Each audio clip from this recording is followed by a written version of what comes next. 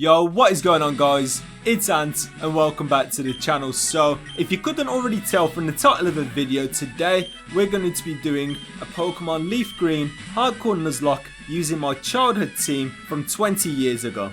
We recently did a video exploring all of my old games from Gen 1 all the way down to Gen 6. And while exploring LeafGreen, this is the team that we came across. So this is the team that we have to use for the challenge.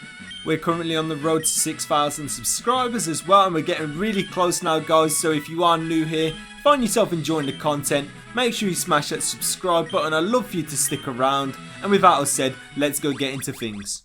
My name is Ant, my rival's name is Blue, and then we tried going into the tall grass at the end of Pallet Town, getting stopped by Professor Oak, who's going to take us down to his lab where we can get our starter.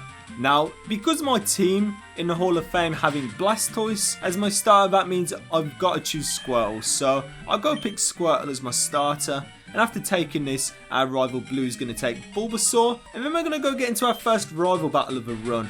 Now, this battle doesn't normally count because we don't have Pokeballs. But I guess with a challenge like this, if we do lose, I'm still going to reset because it just means our starter sucks. Now again, I'm going to skip most of this fight because it's just tackle spam. But basically, I actually thought our Squirtle was going to suck at first because it took about 5 tackles to take down the Bulbasaur. But it doesn't suck as well at the same time because his Bulbasaur actually just had really high defense. It didn't look too good though. The Squirtle that we ended up getting was a quiet nature, and his stats are actually pretty good. After checking out our Squirtle, we make up to Viridian City, and we go get Oak's parcel from the clerk at the Pokemon Market store, and receive Oak's parcel before heading back down to Pallet Town and giving it to him. Now with this, we're going to go get given our Pokedex. And we're also going to get given some Pokeballs as well, which means officially now the Nuzlocke has started. And now with our Nuzlocke starting, I know that there's a route around here where I can get another Pokemon from my team. So we're in Route 22 right now, and we go find ourselves a Mankey. I go capture the first one I see. I go check it out. It comes with a careful nature and what I assume to be some quite good stats. Now with my 2 Pokemon here,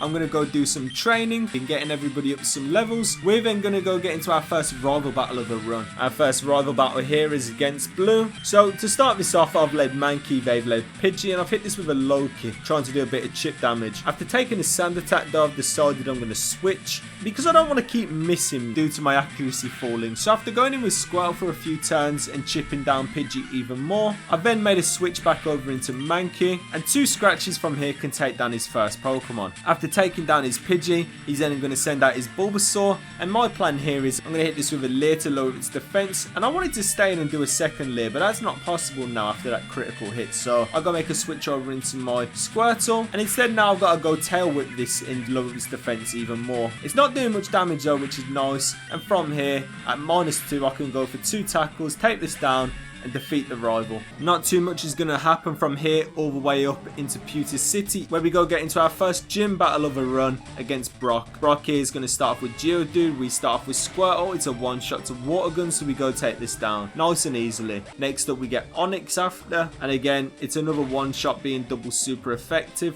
We go take down its Onyx, and with this we earn ourselves our first gym badge of a run, getting ourselves the Boulder badge in the process. With this as well, our level cap increases, which means when we do a bit more training just before Mount Moon, we can go and evolve our Squirtle into a Wartortle. And once we get into Mount Moon as well, there's another Pokemon that we can catch to add to our team. So I look around in Mount Moon, and when the first Geodude appears, we go chip its life down as much as we can, spamming tackle. Before I decide I've done enough, and I go throw the Pokeball, capturing up the Geodudes and moving on. Now I actually leveled up quite a lot throughout Mount Moon, and because of this, it means that as soon as we hit Cerulean City, we've got to straight away go into the gym fight against Misty. Now Misty's actually not too much of a problem for us here, as a little before the fight we end up learning Bite. Now Bite in this gen, or Dark type in general, goes under the special attacking stats, so I can use Bite, and I can 2-shot Misty Staryu. Next up after this, Misty sends out Starmie, and although although they critical hit us with Swift, we can hit this with a Bite and knock it down into half-life. And then they're going to hit us with a second Swift as well, letting us hit this with a second Bite after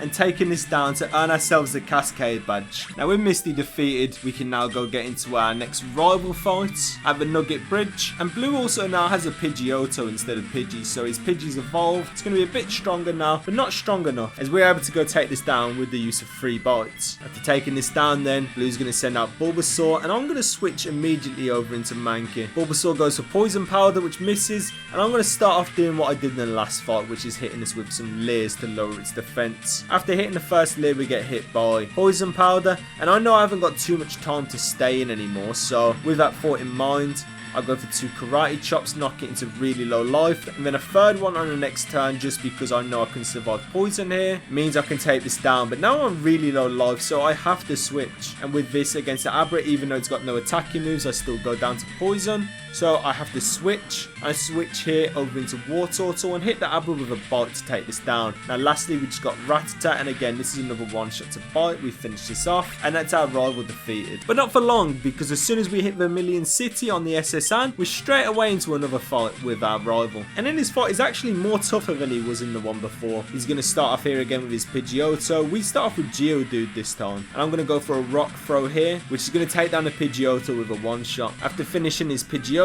Blue then sends out Ivysaur, so immediately I have to hard switch over into Mankey. Now I'm a bit worried about Mankey because I don't want him to over level. He's already at level 24, which is our cap, so I know this is going to be quite difficult. I'm going to start off by hitting the Ivysaur with a Leer, and Vine Whip's doing actually quite a lot of damage, but luckily for us, before coming to this fight, I ended up picking up a Citrus Berry, so we can stay in for quite a while against the Ivysaur. We knock him down into one shot as Ivysaur tries to get a bit of healing back with Leech Seed, but this shouldn't be enough here, and we go finish this off with a last Karate Chop. After taking that down then, Blue sends out Kadabra. Now under Leech Seed, against a Psychic type, is not a position I want to be in, so I'm immediately going to go make a switch over into Wartortle, as Kadabra goes for Kinesis to lower my accuracy. Then after hit by a Confusion, and it does a lot of damage due to a crit. Our Bite does connect though, which is nice, and we put the Kadabra into really low life, meaning that we only need to hit one more move to take this down. Due to being disabled on the turn before, I have to then switch my move over into Water Gun, and we finish this off. After this now we've just got Raticate left, and I'm also going to get a bit of healing from my Aurum Berry. That's not going to really matter all too much though. I'm going to make a switch back over into Geodude, as Raticate can't really hurt me. It goes for a Hyper Fang, breaks all of its teeth after doing such a hard bite to the fact that it can't hurt me no more. I go for a Magnitude 6. This knocks the Raticate down into really low life. It goes for another Tail Whip because again, it can't hurt me, and this time we hit with a Magnitude so powerful that we never see it again in the run. Thankfully nobody over leveled. We speak to the SSN's captain, go get cut, and then get inside. Now with this we go get into the fight. I'm going to lead here with Geodude because there's nothing really in this gym that can hurt me, except from Sonic Boom with Voltorb, as it does 20 damage.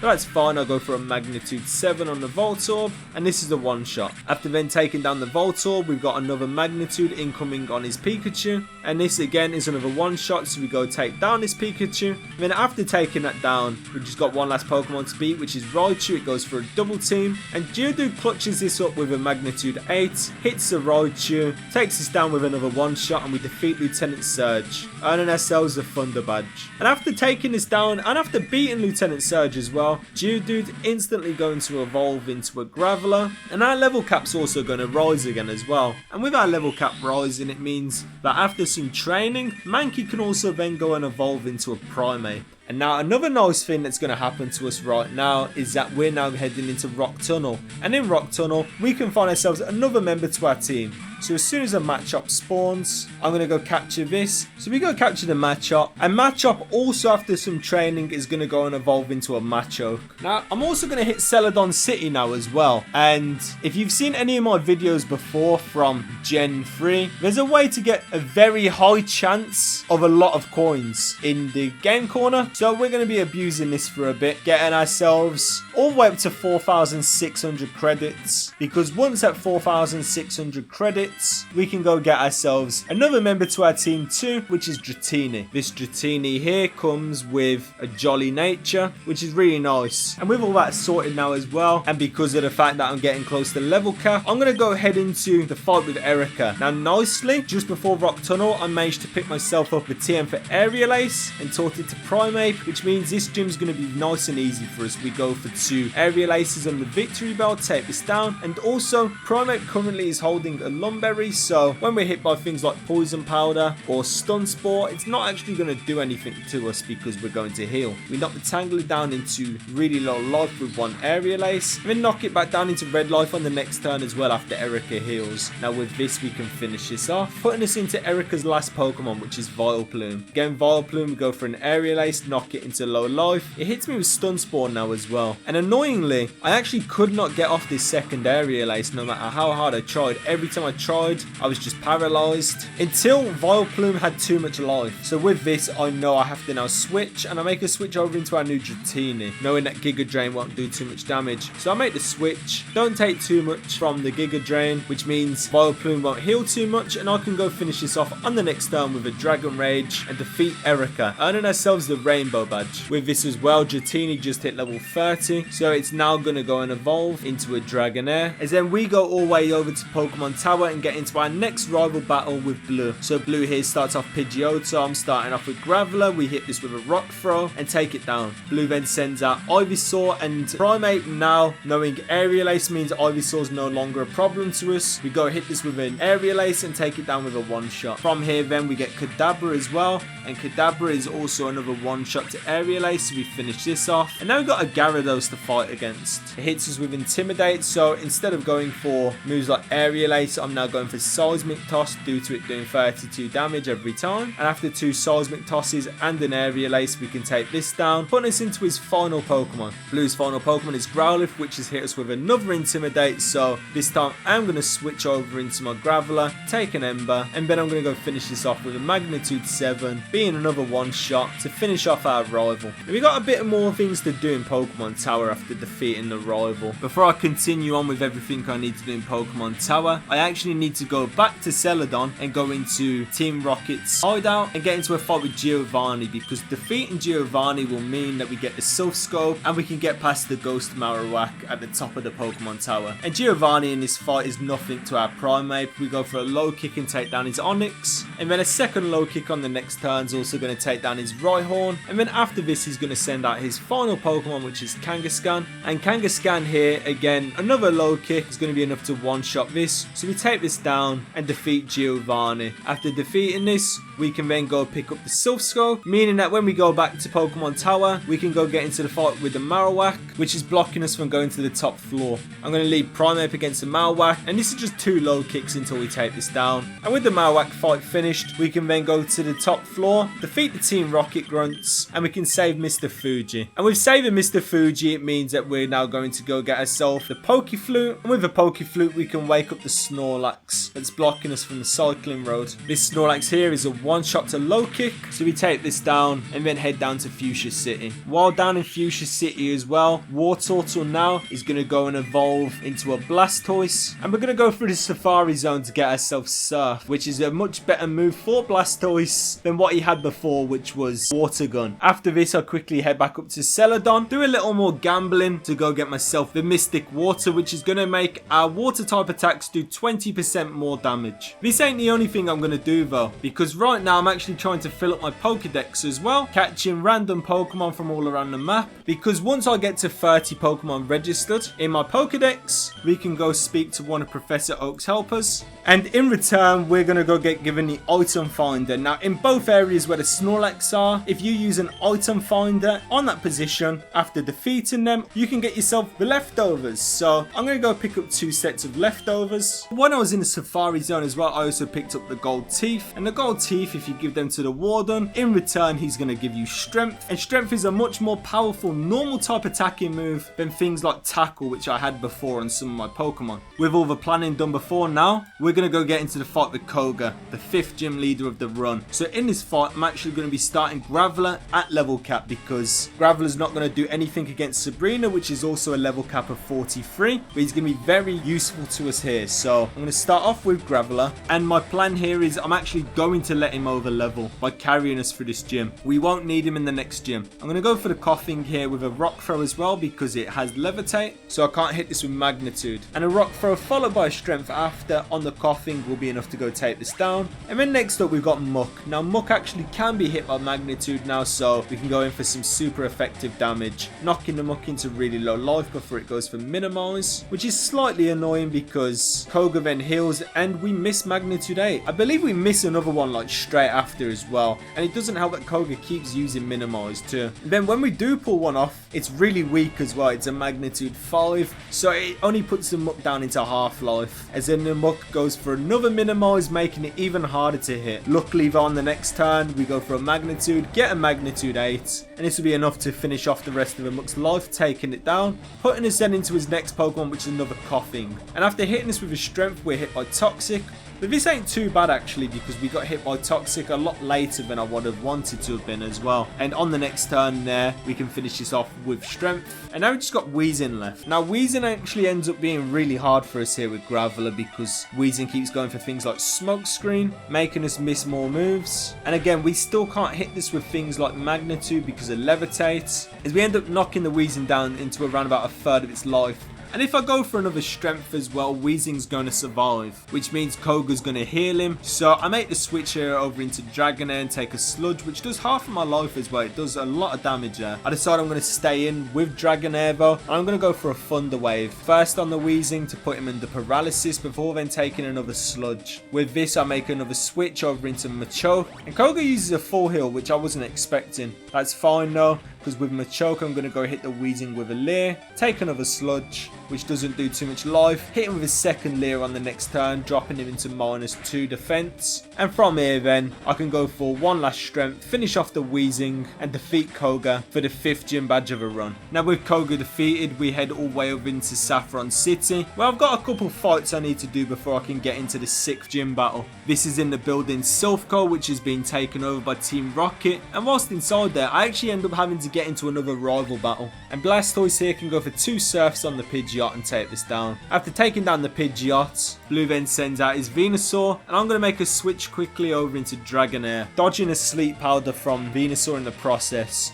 Now with this, I'm putting the Venusaur immediately under paralysis with Thunder Wave, as Venusaur starts going for Sweet Scent to make sure things like his Sleep Powder doesn't miss. Before I get put to sleep by the Sleep Powder though, I have hit this with a Leer to drop its defense, and we end up waking up due to Shed Skin. Now after a while, we've chipped the Venusaur down into really low life, finally waking back up from another Sleep Powder, then hitting Venusaur with Dragon Rage and taking this down. After taking this down, Blue sends out his Gyarados. I hit this with a Thunder Wave, again putting it under paralysis. And then I'm hitting this with a Leer as well, just in case I might have to switch in a bit, due to Gyarados going for things like its own Dragon Rage, which is always doing 40 damage. And a switch was something I did end up needing to do as well, as we went into low life, so I make a switch over into Primeape, take a Twister on switch, which I recover most of it back from my leftovers anyway, and then from here we can go for 2 Seismic Tosses, take down the Gyarados, putting this up against Alakazam after. So against Alakazam, I'm worried having Primeape out, so I'm going to make a switch quickly over into Blastoise, and from here I can go for 2 Surfs on the Alakazam and finish this off, meaning now that Blue only has 1 Pokemon left, which is Growlithe. Growlithe is just a one-shot to Surf, so we finish this off as well and defeat Blue, meaning that we can get threatened by Giovanni with a World of Pain and get into the fight. We take down his Nidorino with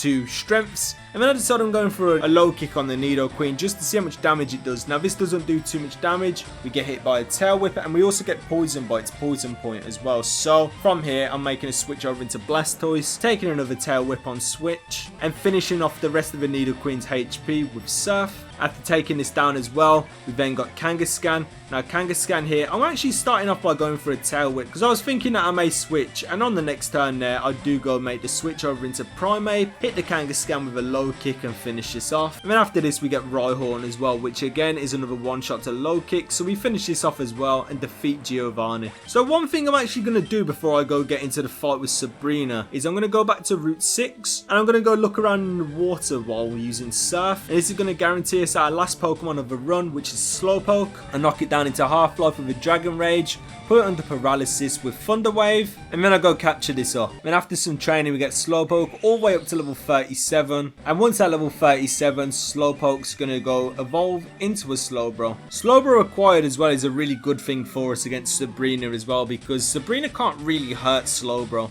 We lead it in the fight, Sabrina goes for a Carmine with a Kadabra, and I'm going to go for an Amnesia on the first turn, putting myself into +2 special defense. From here then, 2 Surfs will be enough to take down the Kadabra, putting us into a second Pokemon, which is Venomoth. Now Venomoth tries to hit me with Supersonic.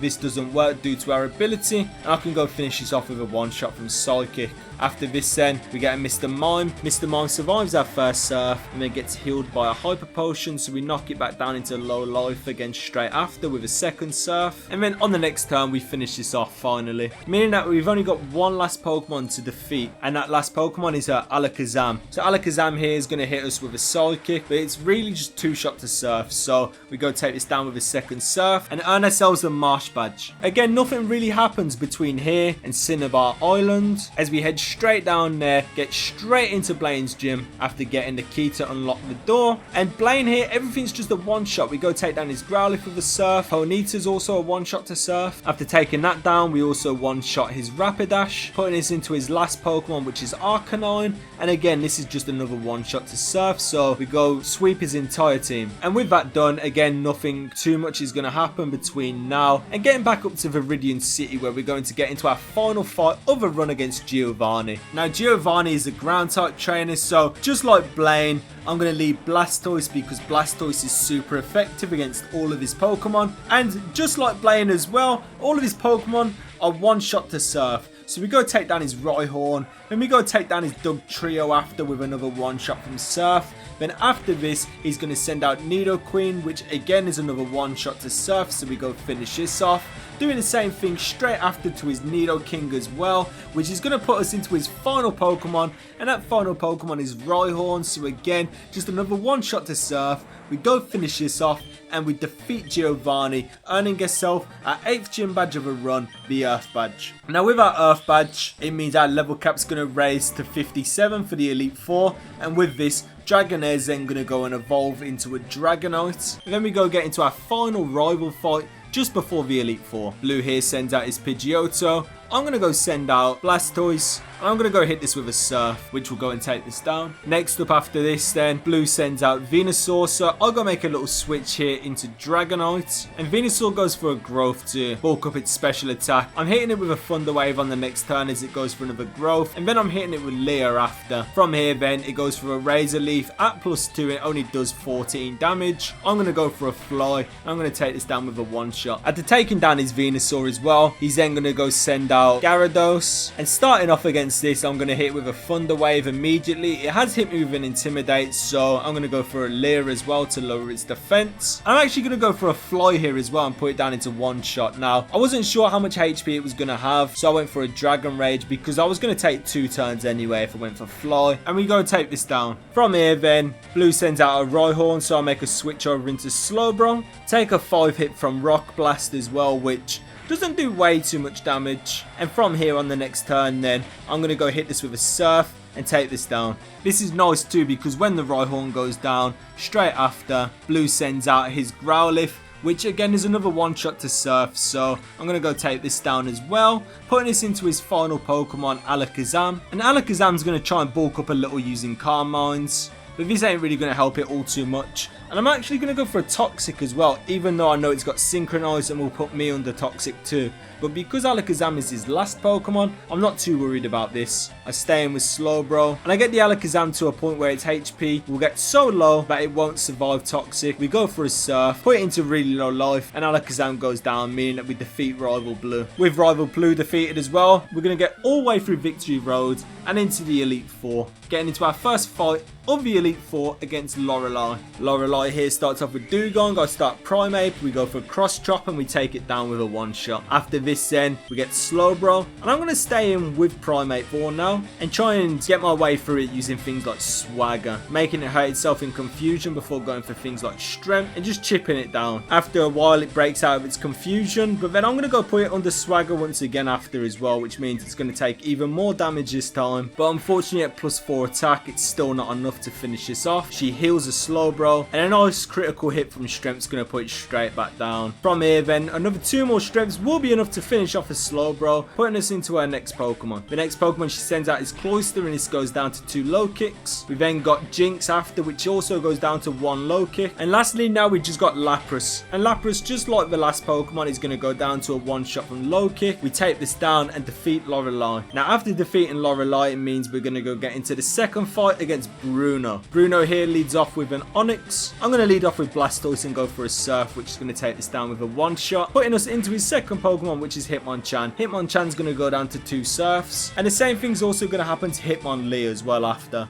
Bruno's going to send out Machamp. I'm going to make a switch over to Dragonite, and I'm going to hit this with a Thunder Wave. After being hit by the Thunder Wave, I then take a Rock Tomb, which is super effective and also lowers my speed a little, but this is fine because I'm also going to go and hit this with a Leer and then go for Fly, and Fly is going to take this down with a one-shot. From here then, Bruno sends out another Onix. I'll go make a switch over into Blastoise. On its insane base stat attack, does a lot of damage to us, and then we're going to go for a Surf and take this down with a one-shot, defeating Bruno. Now with Bruno down, we've got the third member of the Elite Four, which is Agatha, a Ghost type trainer, and because of this, I'm going to go lead Slowbro. I'm not worried about Ghost in this gen, especially from Ghost types, because it lands under Physical, so we're going to be pretty much okay for the most part. Gengar also misses Toxic as well, which is nice, so we can go finish this off with a Psychic. Golbat on the next turn also goes down to a Psychic as well, as we then also go take down her Arbok after. From here then, she sends out her next Gengar, which misses Hypnosis, and again we go take this down with another Psychic, putting us into our last Pokemon, which is Haunter. Now, out of all the Pokemon that could have gave me trouble, it was Haunter. Haunter put me under Hypnosis, then it put me under a Curse, and then I was asleep for like 4 turns. It was painful, honestly. Eventually though, we do wake up and can hit this with our Psychic, which is going to take this down and defeat Agatha. So we've only got one last member of the Elite Four to beat now, and that's Lance. Lance is a Dragon type trainer, and just before coming to the Elite Four, I actually picked myself up the TM for Ice Beam in the Rocket Game Corner, which is a move that's going to definitely come in handy in this fight. Nicely for us as well, we don't have to waste 3 turns taking down the Gyarados, as it goes down to a second Ice Beam which crits. Dragonair comes in after, and that's a one-shot to Ice Beam. Same thing happens to Lance's second Dragonair as well. We take this down with a one-shot to Ice Beam too, which makes Lance then send in Dragonite. Dragonite's double super effective to Ice Beam, so again, this is another one-shot, and we go take this down. And now lastly, all we have to take down is his Aerodactyl,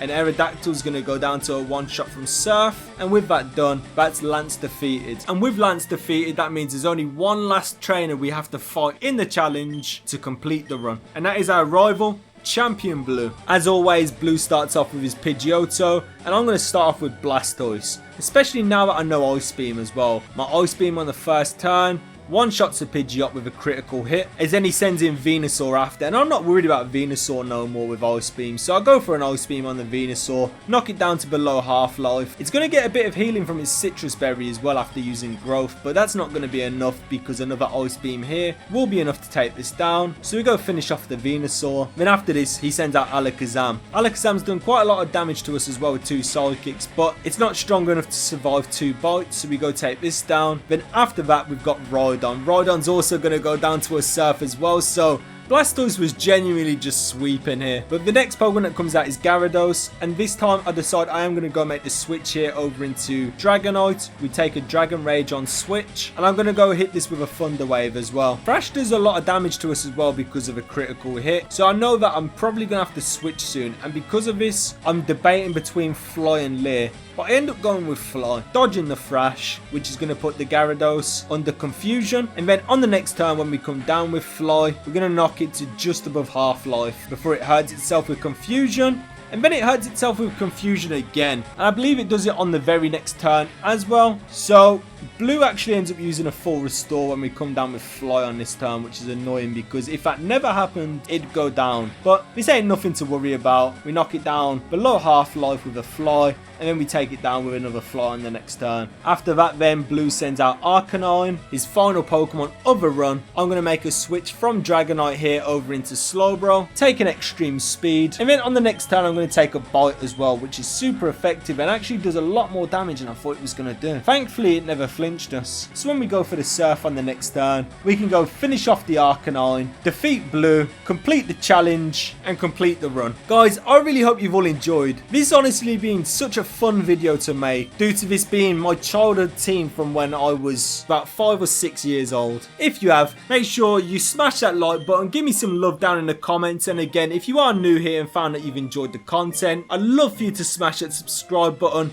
We're on the verge of hitting 6,000 subscribers real soon. I'd love for you to be a part of that. I'd love for you to stick around, and with that all said, it's been Ant, and I will see you all in another video very soon. Peace out, guys.